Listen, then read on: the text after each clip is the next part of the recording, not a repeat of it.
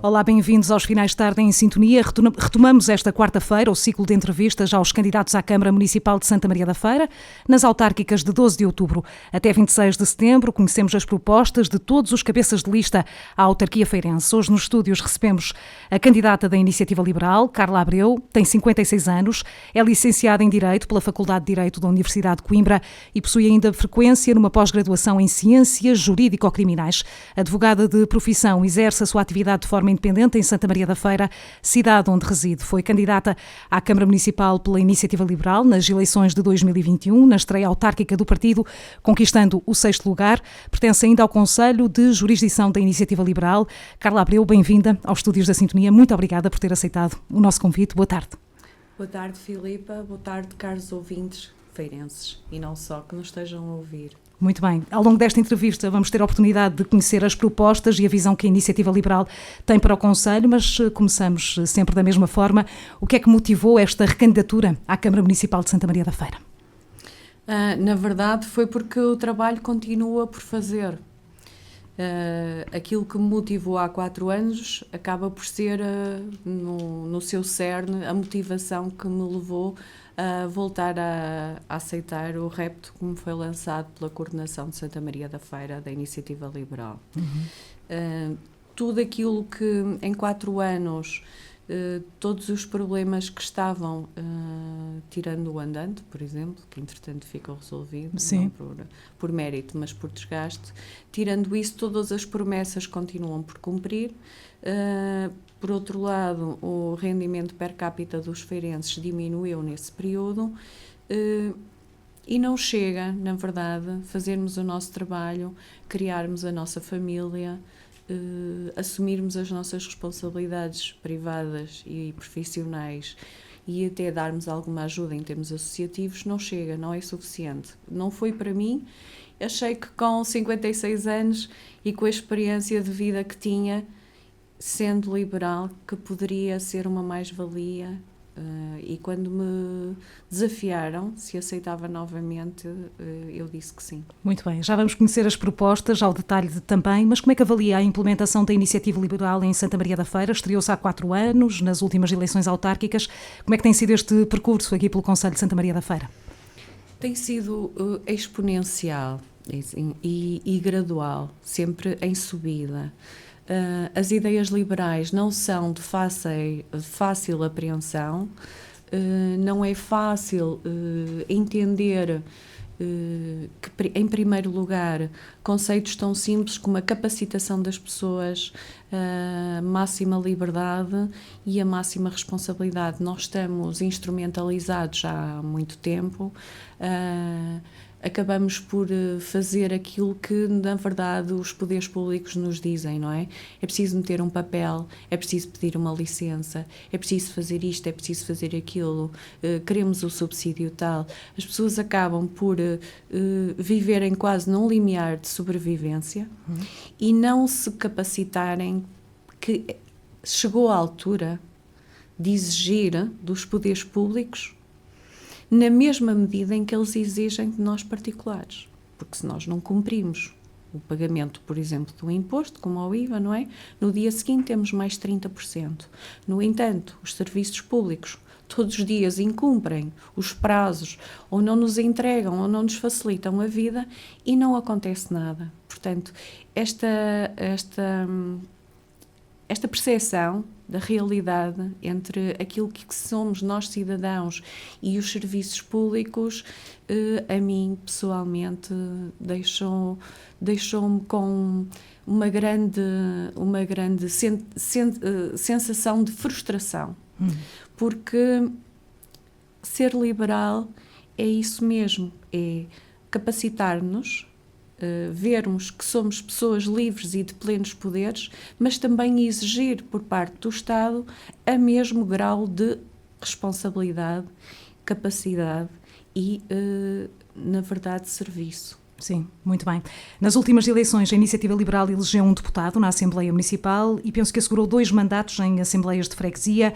Este ano volta a concorrer à Câmara, também à Assembleia Municipal, e mais do que duplica as candidaturas às Assembleias de Freguesia. Penso que são 9: Rifana, Argoncilho, Lourosa, Moselos, São João de Ver, União de Freguesias de Santa Maria da Feira, também Canedo, Louredo e São Miguel de Soto. Quais são as metas do partido para este ato eleitoral a 12 de outubro? Assim, as nossas metas continuam a ser iguais, é o crescimento sustentado de um partido.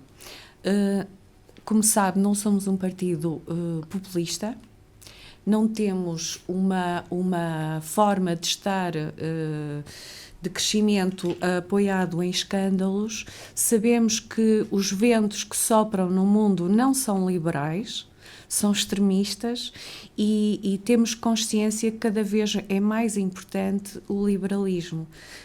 Repare que, historicamente, o liberalismo foi a gênese da democracia.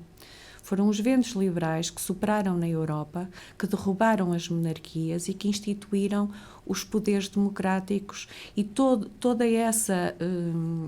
esse crescimento. Portanto, nós existimos muito antes de existir a direita e a esquerda.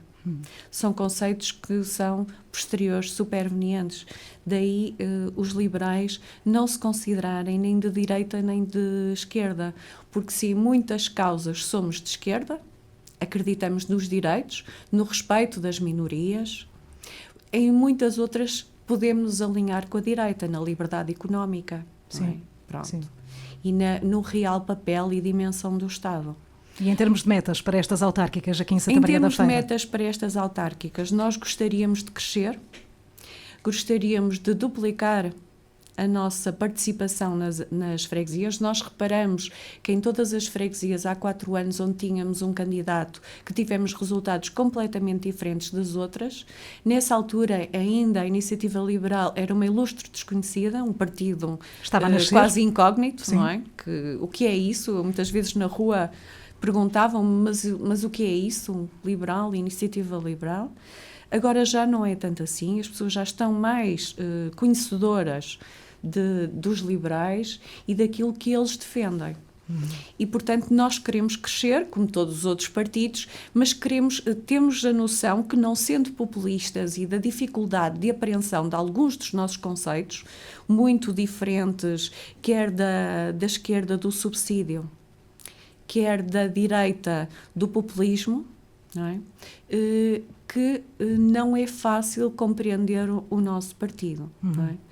E isso é uma literacia política que nós temos andado devagarinho, sim, a implementar e a tentar explicar. Sim, estes 4 anos também serviram para implementar algumas das ideias. Serviram para isso. Agora, aqui em Santa Maria da Feira, todos trabalham, aliás, os nossos candidatos têm todos uma profissão, são cidadãos privados, não vivem da política e é difícil. Torna-se mais difícil, não é? Torna-se difícil darmos mais tempo à causa pública, neste caso à difusão das ideias liberais. Muito bem, já vamos ao detalhe. Há algumas áreas prioritárias para o Conselho, do ponto de vista da Iniciativa Liberal. Já percebi que defende mais agilidade no que toca aos serviços públicos e também aos serviços que o próprio município presta aos cidadãos. Em termos gerais, quais são para si os maiores desafios para Santa Maria da Feira? A primeira coisa que eu acho que é necessária para podermos mudar, uma coisa muito, muito importante é a questão do funcionamento camarário, de que serviços é que são prestados às pessoas. E isso depois acaba por radicar em todos os outros temas fundamentais, como a habitação, a mobilidade, o crescimento económico, o empreendedorismo, o apoio à terceira idade, a cultura e uma coisa que me é muito cara, a educação. O que é que eu quero dizer com a reforma do sistema, do modo de funcionamento camarário? Vou-lhe dar o caso, por exemplo, do licenciamento de construção. Nós sabemos que, em termos habitacionais, um prédio que há 5, 6 anos custaria um apartamento 80 mil euros, neste momento o mercado pede 200 mil euros.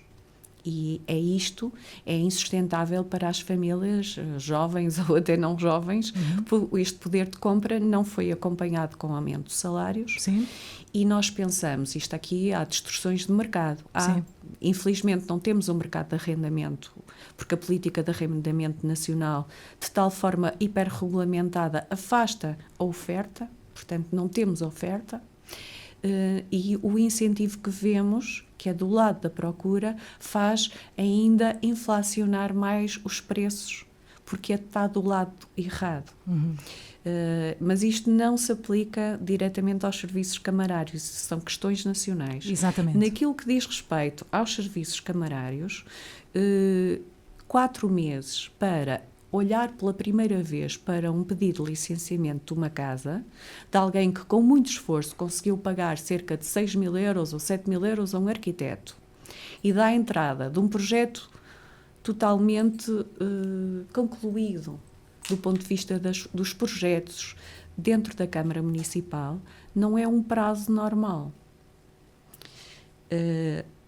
Se a isto acrescentarmos mais entre 1 ano, 1 ano e meio, 2 anos e situações que ainda demoram mais, tudo isto significa que todo o contexto de custos ligados a esta demora vão inflacionar.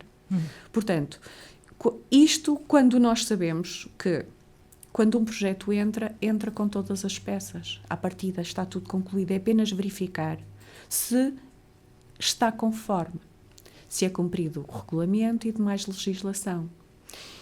E isto não se coaduna com tanto tempo de demora. Então, mas de que forma é que a Iniciativa Liberal pretende agilizar esta questão dos tempos para o licenciamento de uma casa? Nós estamos convencidos que isto, em 60 dias, é perfeitamente execuível, que os serviços camarários olhem para um projeto e digam ou não se está em condições de ser licenciado. Isto faz com que, do ponto de vista, eu não sei se fez alguma vez algum pedido de licenciamento para uma habitação, mas quando as pessoas estão 1, 2, 3 anos à espera de um serviço público para o qual pagam os seus impostos, sentem-se defraudadas. Vemos que a Câmara não é um auxiliar da vida dos feirenses, mas sim um entrave à vida dos feirenses. Nenhum casal. Isto faz com que, olha, isto tem, por exemplo, consequências diretas na natalidade. Porque se estamos 2 anos ou 1 ano e meio à espera da construção de uma casa, isso vai diferir no tempo de construção da casa, nos custos de construção da casa e no planeamento familiar daquela família, daquele conjunto familiar que vai ter que aguardar até ter condições para o nascimento de um filho. Portanto, tudo isto não se resolve em 600 euros anuais. Não é isso que faz com que a nossa natalidade aumente. É um serviço camarário atempado e eficiente. Isso só para lhe dar como é que a ineficiência e a urgência na reforma dos serviços camarários tem impacto direto numa questão como, por exemplo, a habitação. Mas se formos a ver noutras situações é exatamente igual. Na questão, por exemplo, que também tem a ver com as habitações sociais, a forma como é gerido a parte da construção social, a já existente, a fiscalização, a eficiência na cobrança das rendas, porque assim, estamos a falar de alguém, de famílias, supostamente cumpriram os critérios de insuficiência económica, mas há um mínimo que tem que cumprir, porque todos nós, contribuintes e feirenses contribuintes, pagamos para que aquelas pessoas possam, por exemplo, por 100 euros, ficar numa habitação que de outra forma pagariam 500 ou 600. Esta diferença entre 100 euros e 600 é paga por todos os contribuintes.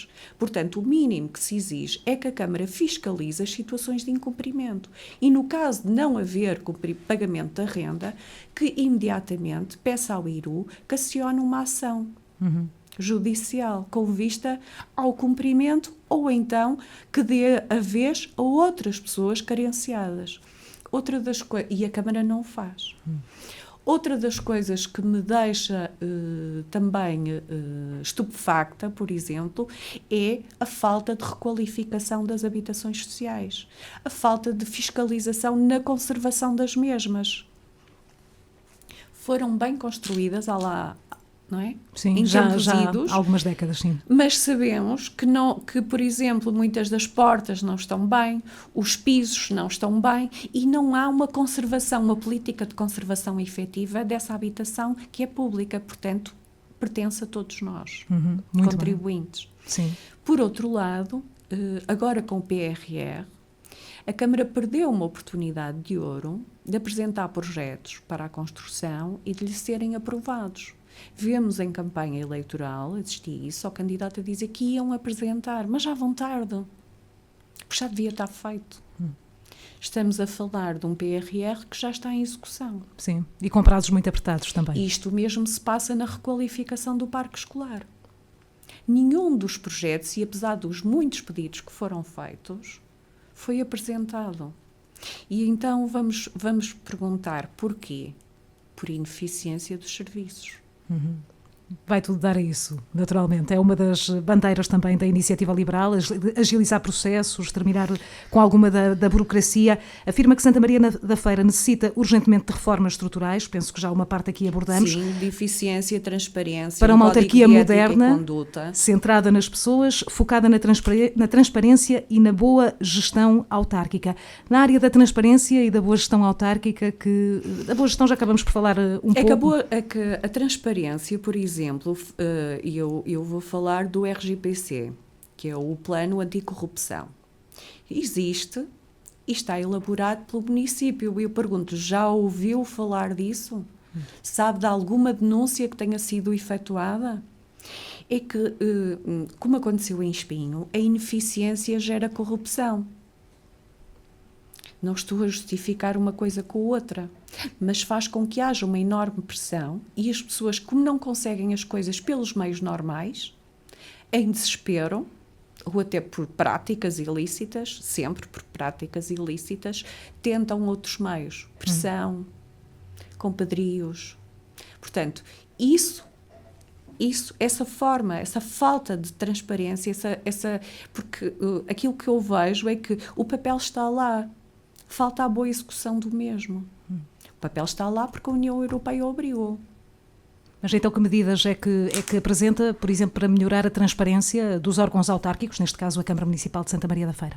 É preciso, por exemplo, fazer um levantamento de todos os serviços, perceber na parte dos licenciamentos o porquê da demora. A mim foi-me dito expressamente que o projeto de licenciamento era visto por técnicos diferentes de cada vez que entrava algum documento. Isto para mim não é execuível. Eu começo com um processo e acabo, porque não estou sempre a olhar para trás. Portanto, não faz sentido nenhum que aquilo ande por vários profissionais e isto é só um exemplo. De certeza que há muitas ineficiências e formas mais atrativas, por exemplo, agora com a inteligência artificial, a submissão desse tipo de projetos a verificações, uma primeira verificação através desse tipo de programas, e quando nós sabemos que esses programas até no direito estão aplicáveis, por exemplo, porque é um trabalho que tem muito que ver com a parte humana, mas também beneficia do apoio dessas técnicas. Estamos a falar de uma revolução que já está e que não é assim tão... não estamos a falar do próximo século. Sim. Estamos a falar deste e já está em prática em muitos setores. Ou seja, colocar a tecnologia ao serviço da autarquia para agilizar os processos. Da eficiência, da agilização e da economia de meios. Muito bem. Em termos de recursos humanos, tenho a certeza que, portanto, a despolitização dos serviços. Eu não quero saber se alguém está lá porque pertence ao partido A, B ou C. Eu quero que alguém esteja a fazer o trabalho pelo mérito que tem. E quando nós sabemos que a qualificação e a avaliação na função pública, por exemplo, um mau funcionário prejudica os seus colegas de equipa e o seu superior. Isto é perverso. Porque faz com que a nota negativa que seria dada a essa pessoa já não vai ser dada, porque o seu chefe não quer ficar mal visto, porque também vai ser prejudicado. Portanto, a responsabilização tem que ser entendida no ato e no demérito de quem o pratica e não contaminar todo o grupo de trabalho. Todas estas práticas, ao não serem implementadas no nosso concelho e, que eu saiba, na função pública em geral, geram ineficiência. Porque tudo isto, em termos de iniciativa privada, é uma impossibilidade. Uma empresa assim já tinha fechado portas há muito tempo. Como sabe, não é? Porque não consegue sobreviver. Ora, quem usa e trabalha com o nosso dinheiro tem também a obrigação de ser eficiente. E isso só se consegue mudando as práticas de trabalho. Dando mérito a quem tem e de mérito a quem não tem. Tudo dentro de uma transparência e de uma organização funcional que não esteja ali, não é? Só pelo passar do tempo, mas sim para resolver os serviços das pessoas. Tenho a certeza que muitas vezes entra numa repartição como eu e vê a falta de vontade até em auxiliá-la assim, a falta de vontade de resolver o problema. Isso não é correto. Isso não é liberal. Muito bem. Temos vários temas para abordar, portanto temos que seguir em frente. Ainda há pouco abordou um pouco a questão da habitação, realmente é uma das áreas mais problemáticas, não apenas no concelho, mas é um flagelo que assola todo o país, podemos dizer isso. Que soluções é que propõe a Iniciativa Liberal para combater o aumento dos preços das casas, seja para compra ou para arrendamento, e também para criar mais oferta? Há pouco dizia que a autarquia pode ter um papel de agilização dos processos, quando falamos de licenciamentos de habitação, mas que outras propostas é que traz para cima da mesa, Carla? Por exemplo, nós já há 4 anos defendíamos isso. As soluções que envolvam a iniciativa privada. A Câmara, muitas vezes, pode e deve ser o elemento agregador e facilitador de vários conjuntos de cidadãos e não fazem isso.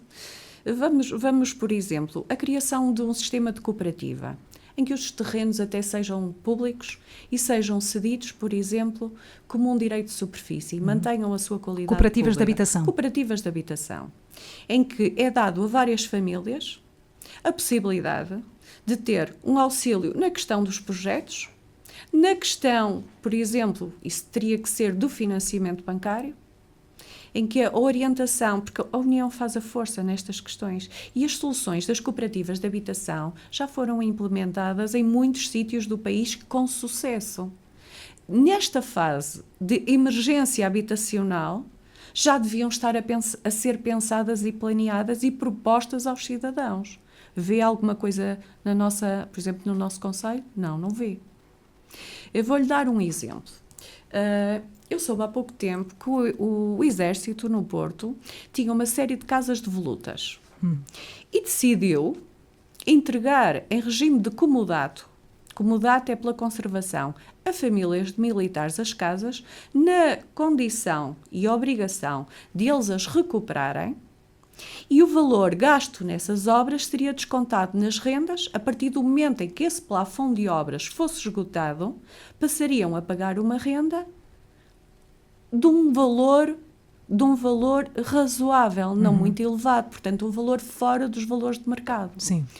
Nós temos aqui património público que poderia também ser aberto a essa solução. Provavelmente é também necessário fazer o inventário desse património público, é outro problema que temos no país. Isso é um problema do país, quando vamos ver, é tudo, não é? Tirando o cadastro do Sul, que está feito há 40 anos dos prédios rústicos, nós nem sequer temos aqui no nosso ordenamento do território o levantamento, por exemplo, de que áreas é que são florestais, de que áreas é que são rurais, e de que áreas é que são urbanas exatamente.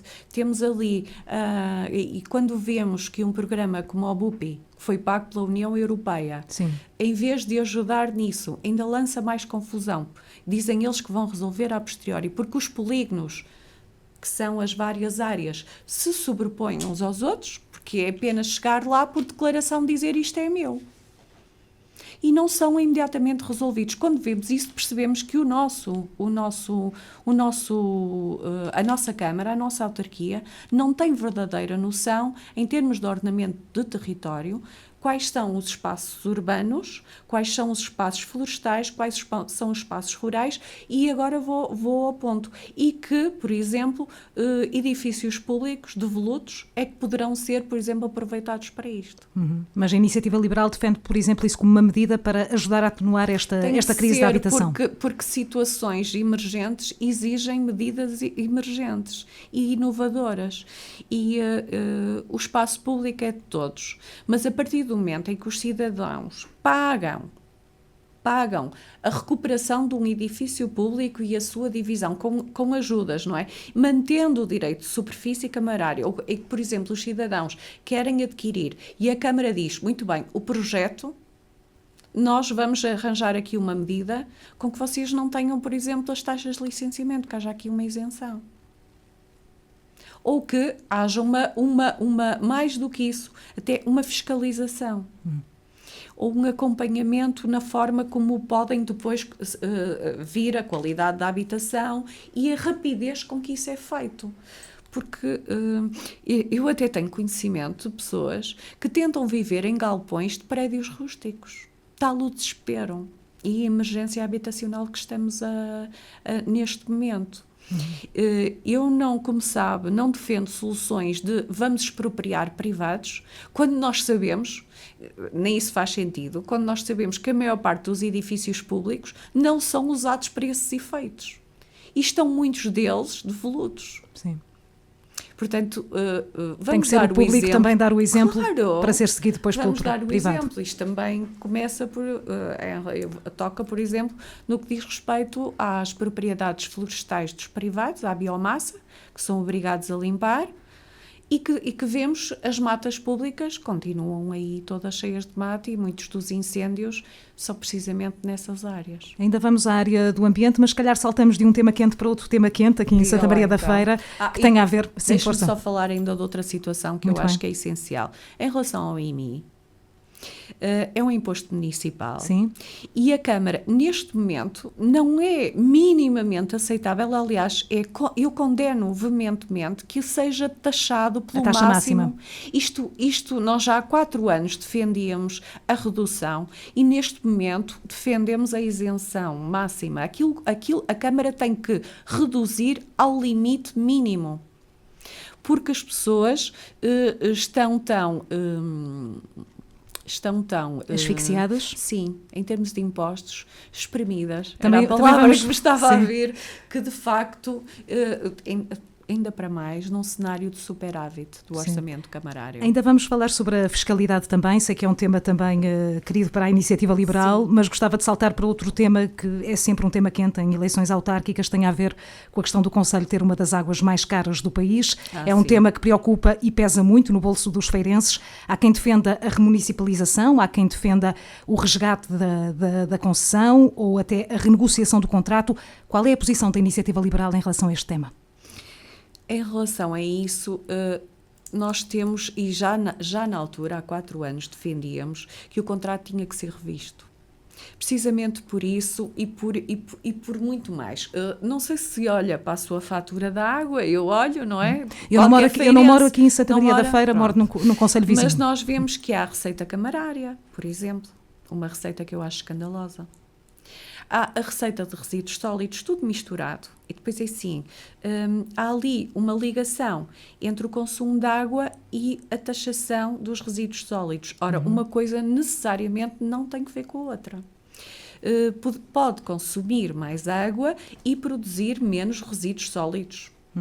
Portanto, não é admissível que a Câmara Municipal aproveite o serviço de faturação da Idáqua, uma empresa concessionária, para, dentro da mesma lógica de consumo, portanto, ligar uma coisa à outra. Não tem que ver, e isso prejudica e viola diretamente o princípio do poluidor-pagador. A Iniciativa Liberal defende, por isso, o sistema pay as you throw, ou seja, pagar o lixo que cada pessoa descarta, no fundo?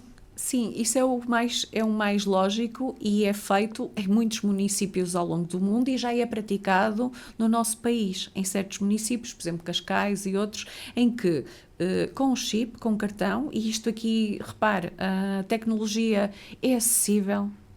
não é nada que o município fosse, e evita aquela triste figura dos sacos de lixo à porta. Porque aí seriam todos os resíduos sólidos produzidos e não reciclados pelos feirenses, seriam medidos e o feirense, qualquer cidadão, as famílias, pagariam em função dessa produção. E aí premiariam também a reciclagem, porque quem produzisse menos resíduos indiferenciados pagaria menos. Muito bem.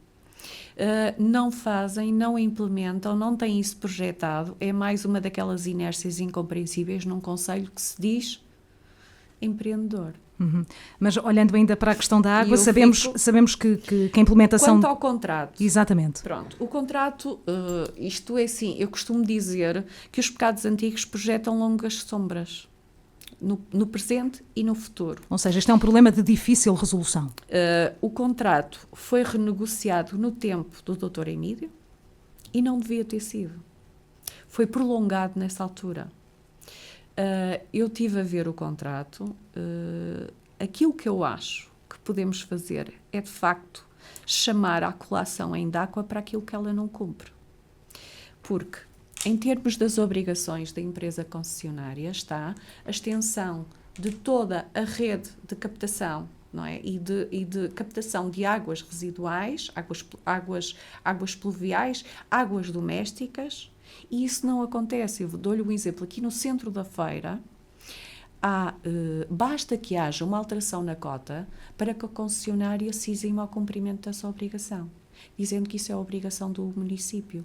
E essa questão, entre empurra para um lado e empurra para o outro, quem paga é quem continua a pagar. Olha, paga a bomba, porque tem que ter um motor, paga a eletricidade para fazer a captação, e ainda paga na fatura da água um serviço que não lhe é disponibilizado.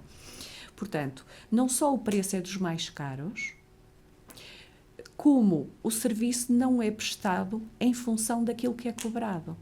E são estas coisas que eu não vejo o município a atacar. Porquê? Não sei. Se é possível, noutros municípios, pagarem os municípios desses outros municípios a água mais barata, porque é que aqui ela é mais cara? É a primeira pergunta que eu faço. E a segunda, sabendo nós, não é, que a água é um bem escasso. Eu entendo que a água seja cara, mas eu não entendo é que isto não esteja a ser negociado, esgrimido e exigido. Só numa negociação e eventual litígio arbitral ou judicial é que poderíamos ver exatamente quanta razão têm os municípios e quanta razão tem a concessionária, porque isto faz-me lembrar o caso da P-Parques. A P-Parques ainda foi pior, não é? Não pagava a percentagem que tinha que dar ao município. E da forma que nós todos soubemos, o município premiou o incumprimento com um perdão de meio milhão. Sim. Portanto, se o município, como negociador, tiver o mesmo comportamento que teve no caso da P-Parques, então pobres feirenses. Porque se calhar ainda vamos acabar a negociação a pagar mais. Portanto, contratem bons advogados, leiam e estudem muito bem o dossiê, antes de dizer não pagamos, porque estamos sujeitos todos a pagar mais. É preciso estudar muito bem isso. E antes disso tudo, ou em simultâneo, exijam a correspectividade. Um contrato tem que ser equilibrado para ambas as partes.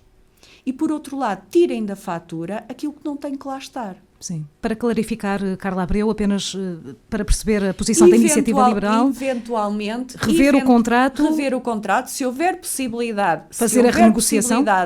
Se houver possibilidade e vantagem para os municípios dele ser resolvido, então que seja.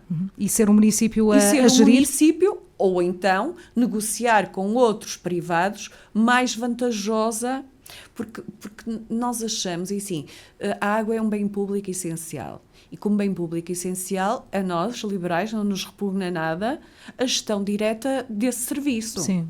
Já, de forma diferente, por exemplo, são negócios geridos pela Câmara. Isso já nos custa mais um bocado, porque achamos que isso excede em tudo aquilo que será As competências. o papel de uma Câmara, não é? E que entronca também nos serviços públicos. Os serviços públicos essenciais são saúde, educação, habitação, ordenamento do território e soberania perante Estados estrangeiros. Mais do que isso, quando vemos o Estado a gerir empresas e sabendo nós como elas são mal geridas, estamos conversados, não é? Sim, vamos falar sobre mobilidade também. É uma dificuldade aqui no Concelho de Santa Maria da Feira por várias razões, mas Carla, se calhar primeiro olhando para a questão da ferrovia, defende uma ligação rápida ferroviária da linha do Voga à linha do Norte. É necessário realmente um outro olhar para a linha do Voga? Sabe que eu cresci em São João de Ver, junto à linha do Voga. Sim. Todos os verões ia para a praia e tenho uma mágoa enorme que a linha do Voga não esteja a ser aproveitada, que a sua utilidade seja tão residual. Tem horários péssimos, as estações estão todas fechadas e vandalizadas, tirando a concessão ali de um restaurante, o resto não aqui existe na feira. A forma, não houve atos de conservação ao longo dos anos e remodelação da linha, e neste momento assistimos a uma grande discussão que me parece mais um daqueles case study em Está que toda a gente está a discutir. Está a falar da bitola ibérica e métrica? É assim, olha, é uma questão, assim, em que, por um lado, por exemplo, eu já ouvi, eu não sou técnica, eu ouvi com muita atenção o movimento cívico, já os recebemos várias vezes, e fomos ter com eles também várias vezes, o movimento cívico da linha do Voga. Que defende a manutenção da bitola. Que defende a manutenção da bitola, como está. Da bitola, e acha que é possível e que é economicamente rentável, aliás, todos nesse sentido, também os vi, a manutenção disso, ou seja, que o contribuinte pagaria menos e teria o mesmo serviço, em vez de embarcar num projeto megalómano que implica a expropriação, que implica em certas áreas um novo trajeto, o alargamento. Para poder também haver mais velocidade do próprio comboio. Estamos a falar de um país pobre em que nem o aeroporto, ainda andamos a discutir quase há 40 anos o novo aeroporto em Lisboa, quanto mais uma linha. E assim, o nosso receio, o receio do movimento cívico também é o mesmo, é que esta linha se transforme, por exemplo, na linha da Lousã. A linha da Lousã, que servia a toda aquela população, eu lembro-me, estou em Coimbra, eu lembro-me de ir para a Lousã de comboio, com base num desses projetos megalómanos, foi totalmente desmantelada, os carris foram arrancados, e hoje o que eles têm, passado muitos anos não terem nada, das populações não serem servidas, é autocarros, chamam-lhe pomposamente Metrobus. O que é ridículo. Portanto, o meu receio é que embarcar nesse tipo, quando nós não conseguimos resolver as coisas, devemos sempre pensar em termos de custo-benefício. Se conseguirmos resolver o problema da utilidade da linha, da manutenção dos horários para as populações estudantes, terceira idade, populações que queiram se dirigir, é uma linha fantástica, vai até Aveiro. Portanto, toda a renovação da linha, a mim não me repugna nada aquela bitola. Até acho que ela, historicamente, é um projeto que pode ter um interesse turístico muito grande. Porque e o próprio movimento cívico pela linha do Voga defende isso mesmo. Não existe em mais lado nenhum. Portanto, não querendo aqui alinhar, a não ser que me provem, e volto a dizer, não sou técnica, a não ser que me provem que isso não é execuível, eu vou sempre defender aquilo que custar menos aos contribuintes e tenha o mesmo efeito, e que não impeça os contribuintes de ficarem anos à espera de um projeto. Muito bem. Há mais problemas na área da mobilidade e até podemos falar da questão da UNIR. Em dezembro vai fazer 2 anos que temos uma nova rede de transportes na área metropolitana do Porto a funcionar. Sabemos que arrancou com muitos solavancos, muitas queixas dos utilizadores. A verdade é que algumas dessas queixas persistem quase 2 anos depois do arranque da operação. Como é que avalia e de que forma é que se pode tornar o transporte público mais atrativo e também que sirva realmente às necessidades das pessoas que vivem no Concelho de Santa Maria da Feira? A minha filha há 2 anos estudava no Porto E nessa altura foi o desastre. Sim. Porque não havia horários, nem os próprios motoristas de facto sabiam para onde é que iam, não tinham exatamente o trajeto ainda. Os horários não eram cumpridos, toda a gente tentava perceber o que é que estava a acontecer. À boa maneira do funcionalismo público português, falhou rotundamente a implantação, a transferência de um sistema para o outro. Sim. Pronto.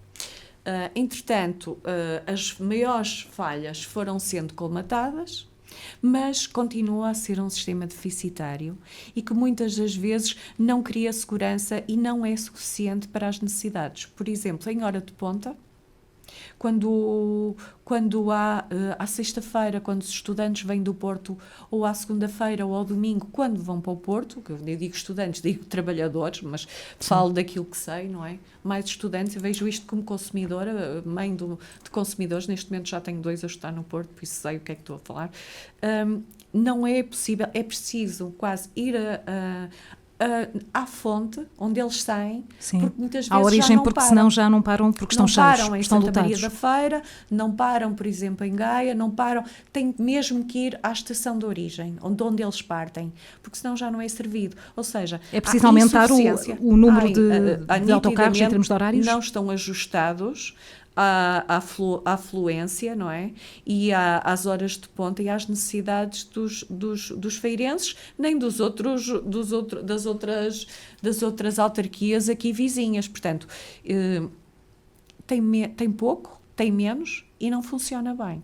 Ainda, passado 2 anos. Por outro lado, assim, estamos a falar, isto também entronca na parte do ambiental, o metro. Sim. O metro é uma incógnita. Quando nós vemos que o anterior presidente, ainda presidente, porque na verdade foi substituído não por eleições, mas por abandono, não é? Porque aceitou um cargo. Quando nós vemos, no Governo Central, quando nós vemos que o Dr. Emílio foi presidente da área metropolitana do Porto e vemos que o metro chega à Póvoa de Varzim, os outros concelhos estão servidos e Santa Maria da Feira... A zona a sul da área metropolitana do Porto, não no fundo. está. Portanto, mas falta força política, falta peso político desta região? Falta força política, falta competência na apresentação de exigências e projetos concretos. Eu ainda não compreendi, acho que ninguém compreende, como é que o metro não chega aqui. No momento em que a Vila Nova de Gaia está a fazer obras de fundo enormíssimas, as ligações do metro chegam já àquela zona norte, quase que servem o hospital, sim. Santos Silva e tudo isso, chegou a altura de exigir, e isso é uma grande bandeira liberal, que o metro sirva também Santa Maria da Feira. E depois nós estamos naquela situação, por exemplo, o andante funciona, mas vou-lhe dar um caso em que a legislação não serve às pessoas. O andante funciona nesta zona da área metropolitana do Porto. Mas se, por exemplo, estudar em Aveiro, só pode usufruir de um sistema. Então fica em Ovar. Porque quando vier para Santa Maria da Feira já não pode ter o andante, não pode acumular. Mas os nossos estudantes tanto estudam no Porto como estudam em Aveiro. Sim. Eu tenho uma sobrinha que tem esse problema, que ela não consegue utilizar o passe do andante e foi-lhe dito que tinha que renunciar ao andante que tinha como estudante aqui no liceu em Santa Maria da Feira para poder usufruir do andante em Aveiro. Isto não faz sentido nenhum. Isto aqui é preciso cooperação intermunicipal e distrital para que estas coisas sejam resolvidas. Mais uma vez, os serviços públicos a serem um entrave à vida dos cidadãos e dos feirenses. E eu não aceito isto. Muito bem, Carla. Apenas para dizer que estamos a sensivelmente 15 minutos do fim da entrevista, ainda temos vários temas para tratar, ainda na área da mobilidade.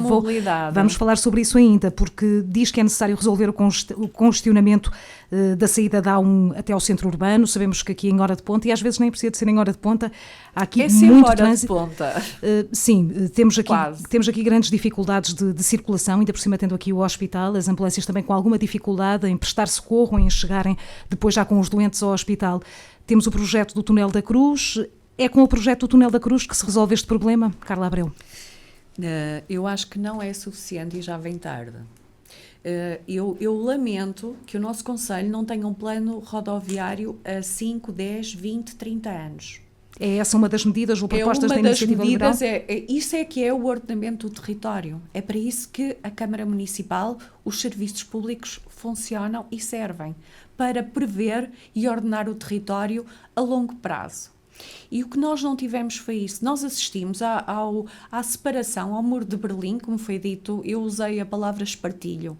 Um outro candidato chamou-lhe muro de Berlim, que é aquela circular que divide neste momento o tecido urbano do centro de Santa Maria da Feira. Quando isto já era visto, que, portanto, a previsibilidade disto já há muito tempo que estava ao alcance, não é? Da percepção dos nossos dirigentes políticos na Câmara Municipal. E não foi previsto. Aquilo que nós defendemos é que o projeto rodoviário, o planeamento rodoviário, pode ou não incluir um túnel, mas terá que ser mais abrangente, de forma a retirar a pressão. Por exemplo, eu não sou engenheira, não gostava, mas posso dar exemplos de outros concelhos que eu vejo. Por exemplo, em Braga. Braga também é separada por uma faixa muito aqui ao jeito da nossa, não é? Que passa ali nos passionistas. Eu conheço bem porque estudei lá. Conheço bem, pronto. E qual foi a solução municipal para isso? Foi criar faixas paralelas para que o trânsito urbano possa escoar. Isso foi acautelado pela nossa Câmara? Não foi. Também travessia para peões através das pontes pedonais. Existem várias em Braga. Aqui estão num projeto de furar o chão, que a meu ver, assim, mais uma vez digo, não sendo engenheira, parece-me que o custo é mais agravado e que o benefício não será será exatamente igual. Porquê fazer um buraco? Não fica mais em conta? Não pagaremos menos uma ponte ou várias pontes? Nós vimos que essa solução aérea, por exemplo, foi adotada pela Câmara Municipal de Vila Nova de Gaia. Vemos aquelas vias que aqui há muitos anos atrás, eu lembro-me de atravessar Vila Nova de Gaia e aquilo era um horror. Era a Avenida da República até lá abaixo, a entrada no Porto. De resto, aquilo não existia mais nada. Foi planeado, foi recuperado, houve projetos rodoviários e de reforço e remodelação das várias partes, das várias zonas degradadas naquela Câmara, e hoje em dia Vila Nova de Gaia não é o caixote de lixo do Porto, é uma cidade de per si. Este trabalho, com muito menos dinheiro, teria sido possível ter sido executado em Santa Maria da Feira. O que aconteceu foi o contrário. Vou-lhe dar um exemplo. Quando foram licenciados, ali junto ao hospital, o Lidl e o Mercadona, um em frente ao outro, numa zona de grande pressão rodoviária, que ainda veio mais entupir o trânsito, isto não é ordenamento do território. Isto é contribuir para o problema do rodoviário do centro de Santa Maria da Feira. Quando obrigam, por exemplo, no loteamento, a serem os particulares a fazerem os arruamentos, e com isso não há uma verdadeira integração desses arruamentos naquilo que é o plano geral, porque não existe plano geral, nós percebemos porque é que os nossos serviços públicos, neste momento, são acusados de ineficiência por nós e por todas as outras forças da oposição, porque, de facto, falharam nisso. Eu, todos os dias que eu vivo aqui em Santa Maria da Feira, trabalho perto do local onde vivo, tenho essa sorte e vou a pé. Mas, por exemplo, já devia há muito tempo estar a ser concessionado estacionamento subterrâneo ou até em altura. Não, aquilo que nós vemos é mais pressão rodoviária em tudo que é em sítios de estacionamento, sítios ao longo dos passeios, deixando, por exemplo, por cumprir uma coisa que nós achamos que é essencial, que são ecovias e zonas de passagem pedonal para os peões, para os feirenses que tenham que vir cá. E até para modos de transporte suave, de mobilidade suave. Por exemplo, isso seria de fácil, porque não, repare, este tipo de concessões são feitas em todo lado, podem ser geridas quer diretamente, quer por privados. Porto fez isso. E são rentáveis. Carla, para nós temos que acelerar, estamos em contrarrelógio, a 10 minutos então. do fim da entrevista. Eu sou um bocado conversadora e demoro o meu tempo. Eu vou apelar então também à capacidade de síntese para tentarmos ir pelo menos a mais 2, 3 tópicos que a Iniciativa Liberal considera prioritários. Um deles tem a ver com a carga fiscal no município de Santa Maria da Feira. Há pouco falava, por exemplo, do IMI, que tem taxa máxima aqui em Santa Maria da Feira e que é necessário diminuir essa carga fiscal. Qual é a visão da Iniciativa Liberal, de forma clara, propostas concretas? Se a Câmara Municipal tivesse um orçamento desequilibrado, com um déficit, nós ainda poderíamos compreender estas soluções encontradas pelo atual Executivo. Alguma motivação razoável para isto. Mas estamos a falar de uma população que paga a taxa máxima de IMI, de uma população que também paga muitos outros impostos diretos e indiretos ao Estado Central e também muitas receitas, por exemplo, à autarquia. Portanto, aquilo que nós achamos é a redução máxima do IMI para os feirenses, é aquilo que defendemos. Em relação às empresas, sim, achamos que mais do que andar a levá-las em passeios ou a fazer encontros, é terminar com um imposto também municipal, que é a derrama, que é uma penalização ao crescimento. Está provado, e todos nós sabemos isso, quanto mais crescem as empresas, mais conseguem pagar bons salários mais elevados. E neste momento, este imposto penaliza o crescimento. Portanto, quando nós temos um imposto que não deixa as empresas crescer, nós não precisamos desse imposto para corrigir o equilíbrio orçamental de uma Câmara, nós só temos uma coisa a fazer: eliminar o imposto. Isso é outra das coisas que propomos. Também propomos, por exemplo, porque achamos que não faz sentido, a eliminação de taxas abaixo de 10 euros, taxas camarárias. Sempre no respeito, claro, do princípio do beneficiário pagador. Quem pede um serviço público também deve pagar o valor desse serviço público, ou pelo menos uma taxa.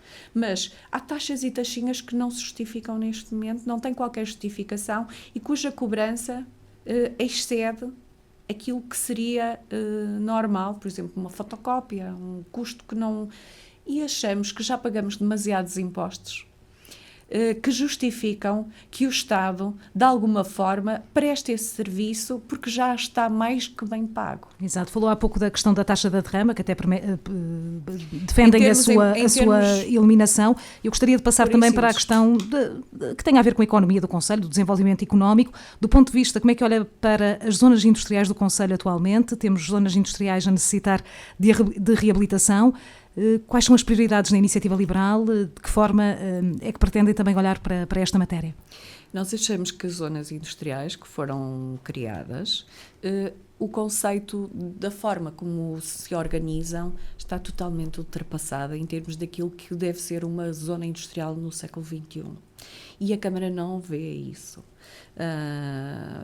Basta ir às inúmeras zonas industriais para percebermos que os passeios não estão concluídos, muitas das vezes, que não são cuidados, que não há sequer serviços à volta, muitas vezes as acessibilidades são péssimas. Ora, nada disto permeia o esforço de uma empresa que, para além de todos os impostos, ainda paga derrama ao município. Portanto, o que nós propomos é que seja criado um novo conceito de zona industrial com acesso a todas as tecnologias multimeios que neste momento estão disponíveis. E isso pode ser feito de várias formas. Pode ser incentivado pelo município, pode ser dado à iniciativa privada, permitindo, o que não é muitas das vezes possível, a agregação junto dessas zonas industriais de serviços, de creches. Muitas das vezes o que nós vemos é que alguém que está numa zona industrial tem que se deslocar para ir almoçar, quando tem um tempo curto, ou tem que levar o almoço e comer na fábrica. Ora, permitindo este novo conceito que nós assistimos, e já vemos isso em muitas zonas industriais de outros países, e até aqui em Portugal, nós não temos uma única zona industrial assim. No nosso concelho. Não há qualquer capitalização, digamos assim, daquilo que gera mais riqueza. Riqueza para a Câmara, riqueza para todos nós que trabalhamos e que precisamos da indústria. Sim. Não é? Muito bem, nós estamos mesmo com muito pouco tempo. Imagino. Eu estou aqui com decisões muito difíceis e, portanto, acho que vou passar a bola à Carla Abreu, ou seja, vamos ter tempo para uma mensagem final, cerca de 1 minutinho, mas antes disso tem cerca de 4 minutos para elencar propostas que considera essenciais e que não conseguimos contemplar aqui. Não falamos, por exemplo, da área da cultura, da área da saúde, abordamos um bocadinho a questão da educação, mas muito pela rama. Carla, o microfone é seu agora para poder fazer esta gestão. Ok, eu antes de mais queria falar rapidamente, Muito bem. dizer que nós defendemos que o orçamento de cada junta de freguesia deve ser duplicado, no mínimo. Sim. Quando sabemos que o orçamento de uma freguesia é 2% do orçamento camarário, nós percebemos como é tão fácil que um presidente de junta, mesmo de uma força política oposta, seja, na verdade, uma pessoa que tenha que estender a mão para tudo o que queira em defesa da sua freguesia. E isso não é democrático. Essas pessoas são eleitas da mesma forma que o presidente da Câmara é eleito. E as juntas de freguesia, pela sua proximidade, terão mais facilidade também para corresponder às necessidades da população? Essa descentralização, que já existe na legislação, depois é atraiçoada e é cortada por causa das competências não corresponderem em termos orçamentais a uma verdadeira autonomia económica e financeira. Mas as competências mantêm-se ou defende outro tipo de competências que poderão ser dadas às juntas de freguesia? Eu acho que essas juntas de freguesia, as juntas de freguesia, a Câmara aí poderá ter o papel de fiscalizador, até porque quem melhor do que um presidente de junta para saber exatamente aquilo que uma junta de freguesia, que os seus populares, não é? Que as pessoas que habitam naquela união ou naquela junta precisam, quais as necessidades. Muitas das vezes, o primeiro sítio onde o feirense ou qualquer cidadão se dirige vai ter com o presidente da junta e diz-lhe, olha, passa-se isto assim, olha, o lixo à minha porta só lá vão, por exemplo, X dias, preciso de... E esse tipo de serviços públicos, quem melhor do que um presidente de junta de freguesia para prestar aos seus cidadãos? Muito bem. Como, por exemplo, os cantoneiros. Quando sabemos que essas competências exigem uma maior autonomia orçamental que eles não têm. E depois é perverso, porque depois vão para a Assembleia Municipal e estão dependentes da boa vontade, portanto, o seu comportamento, não é? Se portarem bem, recebem um prémio do Executivo Camarário. Se não, aquele orçamento é para cumprir. Senão a Câmara até pode fazer mais alguma coisa. Isto não lhes dá verdadeira autonomia democrática. E é uma perversão do sistema. E nós achamos que isso vai direto ao dinheiro, como tudo. Muito bem. Empoderar as juntas de freguesia, descentralizando e duplicando os orçamentos. Outra coisa que nós achamos que é essencial e que também tem a ver, é uma questão ambiental, é não haver um levantamento, um cadastro das áreas florestais. E um gabinete dirigido precisamente ao apoio à reflorestação e à exploração florestal. Nós sabemos que, apesar dos muitos mitos urbanos que andam de que os eucaliptos são os maus da fita, na verdade, o mal da fita para os incêndios é a biomassa, são os matos.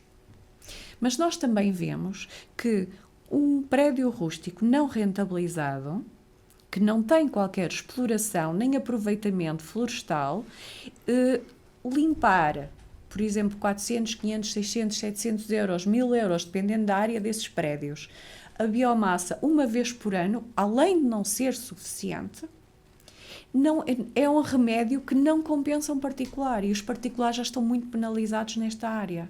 Muito bem. O que é que nós propomos? Que seja permitido a todos os feirenses que tenham conhecimentos nessa área, que haja um mercado de arrendamento de prédios florestais, porque, por exemplo, em todas as famílias há prédios... Sabemos que as rendas florestais e as rendas dos imóveis rústicos não têm nada a ver com os urbanos, e a implementação da exploração florestal iria afastar e diminuir e mitigar o risco de incêndio, porque esses prédios, a partir do momento em que tivessem uma exploração, teriam outro tipo de limpeza, Exato. Teriam outro tipo de vigilância. E isso é, de forma produtiva, contribuir para eliminar ou diminuir um problema gravíssimo que temos, que são os incêndios. Carla Abreu, temos mesmo que ir para a mensagem final, não dá para mais, mas penso que foi esclarecedora esta entrevista, penso que muitas das propostas da Iniciativa Liberal ficaram aqui bem patentes. Mensagem final a deixar. A mensagem que eu vos quero deixar, em primeiro lugar, é que votem democraticamente, Em segundo lugar, é que pensem que a dualidade, neste caso em termos nacionais, PS, PSD, e no caso aqui de Santa Maria da Feira, PSD, é uma unicidade, vamos dizer, já não é dualidade, deve ser motivo de reflexão. Porque continuar a tomar o mesmo remédio e a doença manter-se, isso é sinal de que de facto não é o remédio certo. Portanto, votem. Será a melhor forma de exercerem, a única forma democrática de serem ouvidos enquanto cidadãos, eu também farei isso, e votem liberal, porque nós somos um partido que já existia antes da esquerda e da direita e usamos a capacidade, a liberdade e a responsabilidade como lemas, a honestidade e o trabalho também. Muito bem, Carla Abreu, muito obrigada pela presença aqui nos estúdios da Sintonia. A entrevista com a candidata da Iniciativa Liberal à Câmara Municipal de Santa Maria da Feira, nas autárquicas de 2025, até 26 de setembro, às quartas, quintas e sextas-feiras.